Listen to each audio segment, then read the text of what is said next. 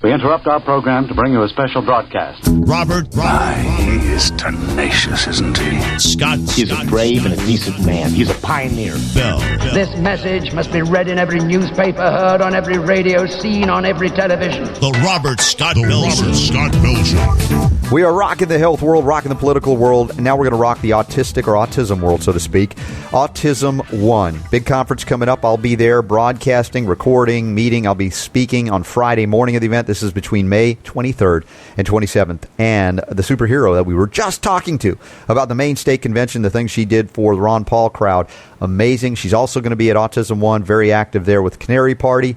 Ginger, thanks for hanging on and talking about this next segment here on the AutismOne conference. Sure. Happy to do it. Now, Ginger, have you been to AutismOne before? I have been to AutismOne several times before. Okay. And it really is, it's kind of becoming the epicenter of the autism treatment community. Yeah, and it's important to distinguish between, like, the Autism Speaks crowd, which is corrupted wholly and totally, in my opinion, by the pharmaceutical industrial complex. AutismOne really is pure in bringing the parents together, researchers, doctors, experts to come together and really talk without censoring any of the information. Yeah, it's kind of the heart of parents who really want solutions and who aren't going to kind of be bullied away from finding real answers to their kids' health problems, and researchers and physicians who aren't going to be bullied away from actually doing the job that they wanted to do, which is heal kids. Mm-hmm. I'm not only just I'm really grateful to this community. You know, what we have been able to do for our son and his healing and his functioning and just his general happiness out of what we've gotten from these groups of people it's hard to quantify. I'm so grateful because there's so many parents out there sitting there and have been told, well, there's nothing you can do, put them in speech therapy. And it's just a lie. Yeah, Ginger, tell me a little bit about, especially for the Robert Scott Bell Show audience that may not be familiar with your son's story, how this all came about, because we definitely find that the most passionate people on earth in this realm and in defending kids are those that have had their kids harmed by vaccines. So what is it that happened in your case? Well, I have a beautiful little redhead named Chandler. He's 10. When he was born, and he was born about a month early, but healthy, and went home from the hospital on time. When he was about 3 weeks old, he received his first hepatitis B vaccine. And he reacted. It wasn't called a reaction. They called it colic, but he had 3 months worth of crying and fevers. And he would say, oh, well, some kids just have colic. I'd be like, what about these fevers? Like, well, if he doesn't have a runny nose or any other symptoms, maybe he was born early, maybe just has trouble controlling his body temperature, and he'll grow out of it. About 3 months later, both went away, but he started having constipation problems, which continued always. And when I would ask my doctor about it, he would say, some kids are just like that. And I was like, okay. And I kind of I hadn't realized how much I'd been talked out of my good mothering instinct and my survival instinct of just, well, okay, gosh, if the doctor says, I should just go. That's a very, very important point, Ginger, because people that don't understand that instinct, because we've kind of in the West lost touch with that, and we're told the instinct doesn't mean anything, it's irrational, you need a degree, right? You need a medical person to tell you how silly that intuition is. And of course that's resulted in hundreds of thousands, if not millions, of kids being harmed by these vaccines. And so, as a warning to those who have yet to become parents, or if you're a new parent, listen to that gut, listen to that intuition. Very important, Ginger. I'm glad you brought that up. So in your case, and I wish I had, because what I was seeing is actually what mothers have been reporting for many years. They see in their kids before a vaccine injury. They say kids have some mild, autoimmune stuff like eczema, that they have, that their tummies aren't doing great and they've got diarrhea or constipation. And so that, he already had signs of a building autoimmune problem before his 18-month vaccinations, which were the ones that caused the neurological regression. So, I had a doctor who was hearing these symptoms. I had two doctors who should have thought, there's something with this kid. There's some autoimmune stuff there, some GI stuff. This is one we need to be careful with. And this was in 2002. So and that's still not the case. There are signs that I can talk to mothers and say, that's a warning sign. This is a child you need to really consider the way you're going to vaccinate him. What happened when he was 18 months old, he was given his fourth dose of the hepatitis B vaccine because they messed up the records and gave him an extra one, along with polio, DTaP, Hib, pneumococcal, and one other that I'm blanking on. And he suffered what I now know is described by the Department of Health and Human Services as vaccine encephalopathy. For those who understand that in 1986 they removed liability protection from gave liability protection to vaccine makers and all involved, so nobody can sue for a vaccine injury death. They set up a vaccine injury compensation program and made a table of injuries to say, okay, if you get this shot and have this outcome in this time period, we're going to assume that it was a vaccine and compensate you for it.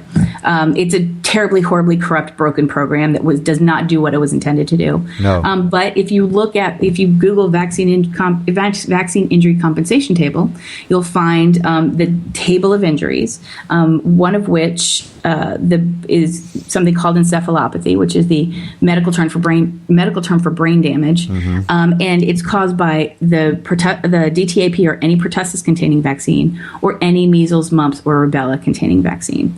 And the symptoms of this, and see if these sound any familiar to anyone: a sudden change in brain functioning, loss of eye contact, not responding to sounds except for loud shouting, not seeming to recognize familiar people and places and being kind of disconnected from the world around you. And it's often accompanied by seizures. And a third of kids with autism have seizures. So the government's own document, the government's own vaccine injury table, describes that an autistic regression as an outcome of the MMR and of DTaP. And yet CDC, their sister group, will say, oh, there's no relationship. So I was one of those moms that, my doctor said, well, get him into speech therapy. And I was like, no, there's got to be more. And I started reading. And the first book I read was called Children with Starving Brains. And really, it was talked about their GI issues, the fact they can't absorb their food. Right. And their brains are not given the nutrients that they need. Their energy problems and mitochondrial issues, their autoimmune issues, the brain inflammation that goes on. And when I started, the first thing I did was I put him on the gluten-free, casein-free diet, and within 2 days, he started making eye contact with me and answering to his name for the first time in it had been 6 months at least since he regressed. And he, within 2 days, had the first normal bowel movements that he had since he was 3 weeks old. And it was Incredible. 2 years had gone on for him of my doctor saying that's just normal. That's just, of course, the doctors are so constipated, you don't want to listen to them. Ginger, the detoxification, if we will, about metal toxicology, mercury, other things. Did you address and assess that as well? Yeah. So we, when we looked at his toxic panel, he had some mercury and he had a lot of lead.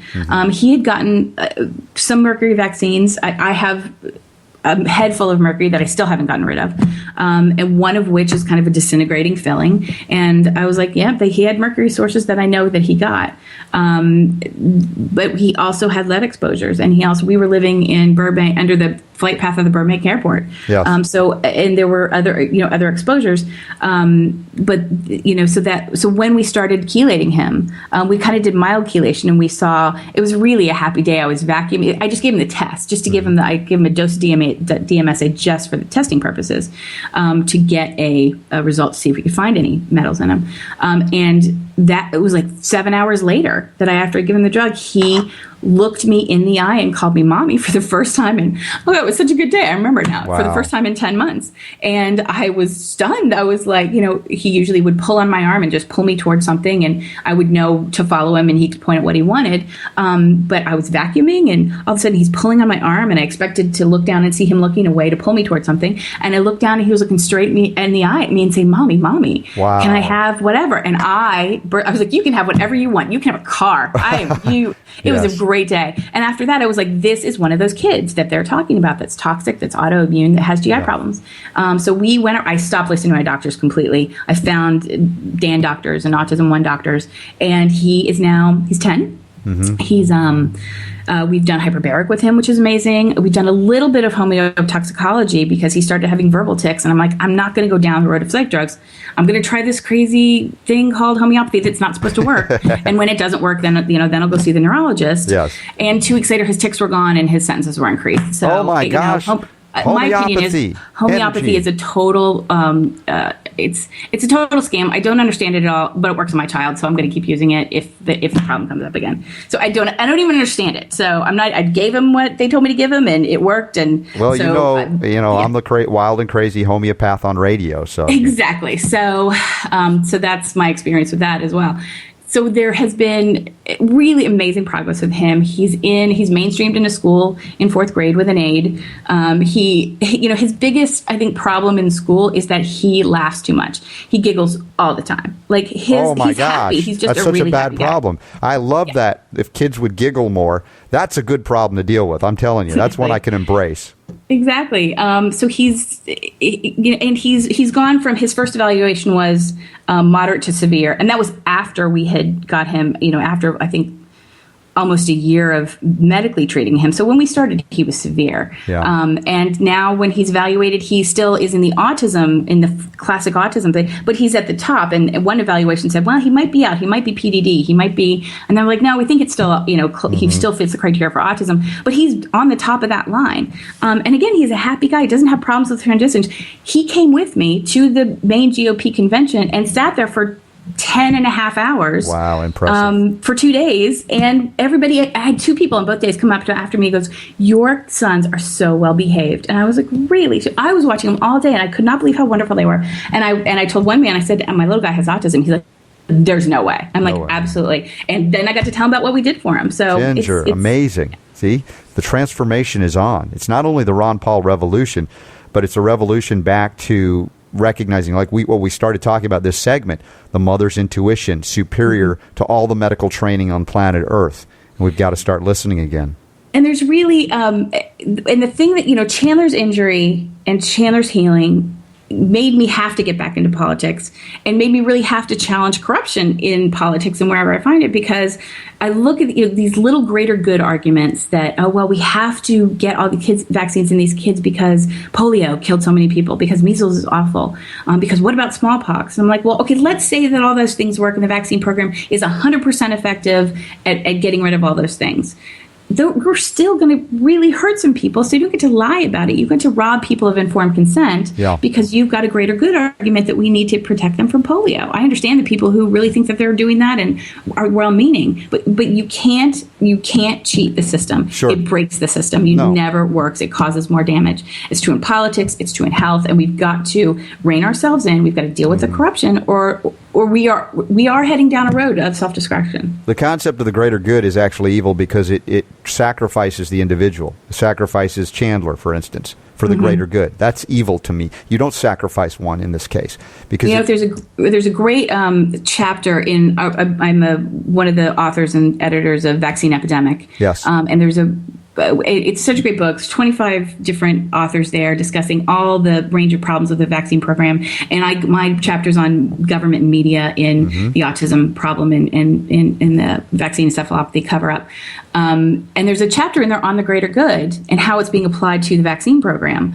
And it's great just to see in general that the way the vaccine it's using to justify the vaccine program, it doesn't even actually meet a greater good. No, it doesn't. Test. That's the point. Because it doesn't, Yeah, that's the thing we cover here. And, of course, I've got Vaccines Armed and Dangerous, all the things they don't want you to hear, available for download. Go to robertscottbell.com. Click on the link right there, top right-hand corner. Take you to WebSeed. 10-plus hours John Rappaport and I recorded.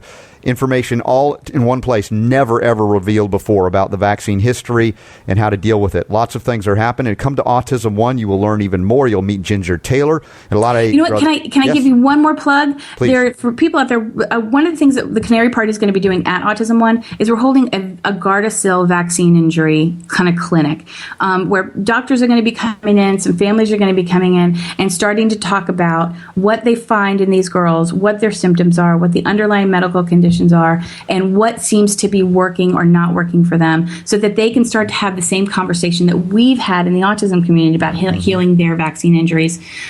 So if there are people that you know that have Gardasil damage, if there are doctors who you know who are interested in treating girls with Gardasil damage, I believe it's going to be Saturday morning. I will make sure that it's on the Canary Party website to get there, get involved, and start the same. We want the same thing to happen for the Gardasil girls that are happening for kids with autism. They need healing, they need treatment, Beautiful. They need attention. Ginger Taylor, we appreciate you so much. You're another superhero we cover here on the Robert Scott Bell Show. Welcome here anytime, Canary Party. And we've got that linked up, as well as adventuresinautism.com, as well as autismone.org. You're going to check it all out. We'll see you in Chicago, May 23rd through 27th. You're listening to the Godzilla of Health Talk Radio. It's Godzilla! It's the Robert Scott Bell Show.